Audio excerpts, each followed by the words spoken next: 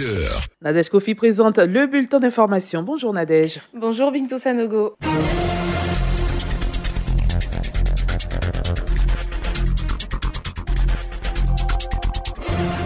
Bonjour à tous et merci de vous informer sur Radio Côte d'Ivoire. Ouvrons ce bulletin avec l'actualité hors de nos frontières. On l'apprend à l'instant avec nos confrères de RFI. Une explosion de violence a lieu au chef-lieu de la préfecture de Kéniéba, c'est dans le sud-ouest du Mali, où des heurts opposent population aux forces de l'ordre depuis dimanche soir. Plusieurs édifices dont la préfecture ont été incendiés par les manifestants. Selon un élu local qui parle également d'au moins 2 civils tués par les forces de l'ordre lors de ces affrontements, tout serait parti d'un conflit opposant les jeunes de cette ville aux propriétaires de la mine d'or de Gunkoto, toute proche. Poursuivons avec l'actualité hors de nos frontières. International Crisis Group, une ONG, tire la sonnette d'alarme sur la situation à la frontière entre le Niger et le Mali. Dans un rapport publié ce mardi, ICG s'inquiète de la montée des tensions allant à l'ouest du Niger jusqu'à l'est du Mali. Cette zone constitue, selon les experts de l'ONG, un nouveau foyer insurrectionnel au Sahel. Selon l'ONG, entre le 27 avril et le 18 mai, des attaques de campements à la frontière du Niger et du Mali ont fait une centaine de morts. Les motivations et les responsabilités restent à définir, mais pour l'ONG, ces événements témoignent de la brutale dégradation de la situation dans cette zone, difficile à contrôler par les États centraux. L'opposition togolaise appelle à une journée Togomore le 18 juin prochain. Elle veut ainsi exprimer son désaccord face à la répression systématique de l'exercice du droit constitutionnel de manifester. En effet, les derniers appels à manifester de la coalition n'ont pas mobilisé de manifestants dans les rues. Selon les responsables de la coalition de l'opposition, cela est dû à l'important déploiement des forces de sécurité et de défense dans les rues et sur les points de ralliement des manifestants. Cette fois, la coalition appelle ses partisans à protester en restant une journée entière à la maison. Vous suivez le bulletin d'information sur Radio Côte d'Ivoire. Le RDR sensibilise les populations de la région du Béquet sur le parti unifié et l'enrôlement des nouveaux majeurs dans le cadre des futures échéances électorales. C'était dimanche à l'ancien stade de Boaké.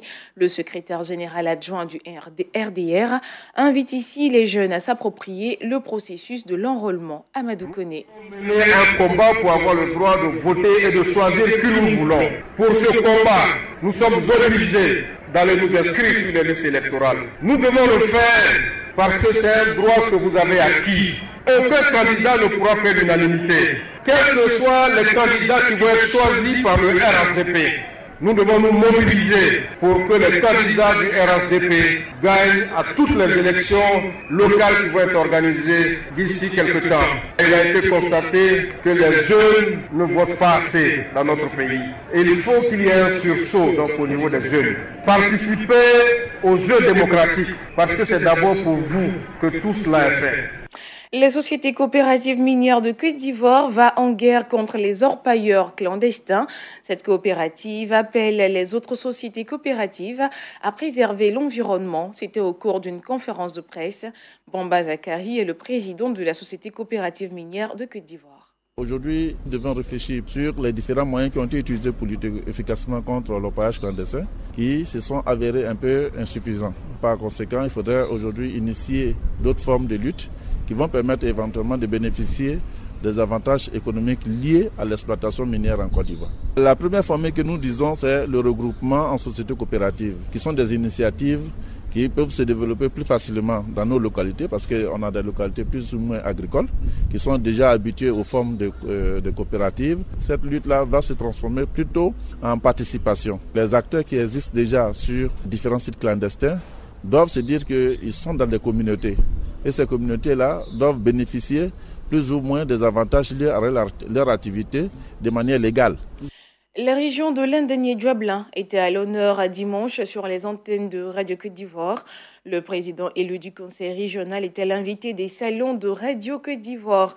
Abina Kwaku Pascal entend poursuivre avec l'appui de l'État d'importants chantiers, notamment dans le secteur d'éducation-formation. Le lycée des jeunes filles avec internat est un accord du président de la République. Le site même est déjà choisi. Pour ce qui concerne la formation professionnelle, j'ai plaisir à dire, parce que mon collègue, le secrétaire d'État à l'enseignement technique et professionnel, m'a confirmé, le centre de formation professionnelle d'Abangourou sera transformé en lycée professionnel.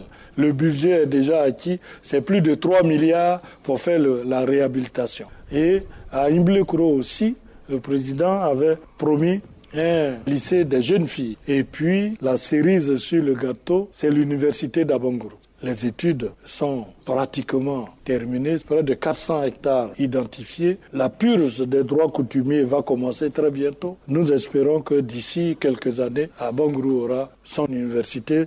Le président l'a promis, il va le faire. Vous suivez le bulletin d'information sur Radio Côte d'Ivoire. Désormais, les acteurs de protection des droits de l'homme du Kabadougou ont leur forum. C'est un espace mis en place par la Commission nationale des droits de l'homme de Côte d'Ivoire. Les détails avec Tano Koné.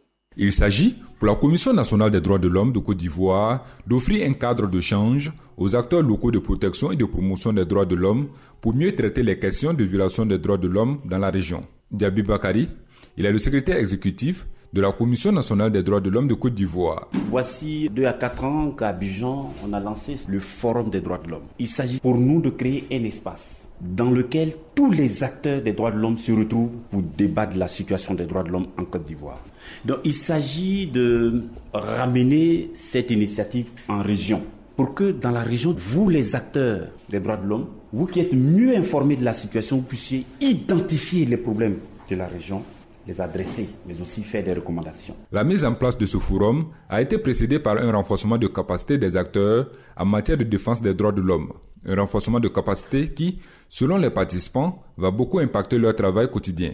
Écoutons quelques-uns. Kané Adama, président de la LIDO section Odéné. Ce qui m'a marqué en fait, c'est comment mener les enquêtes, l'impartialité, la confidentialité et puis vraiment l'objectivité dans l'information, dans la collecte des informations. Konaté Nouveau, Fondation DIC, c'est un plus. C'est surtout encore une autre technique d'approche par rapport aux sensibilisations des droits de l'homme pour être en bonne phase avec les communautés. Signalons que chacune des 31 régions de la Côte d'Ivoire, où se trouve une commission régionale des droits de l'homme, aura son forum.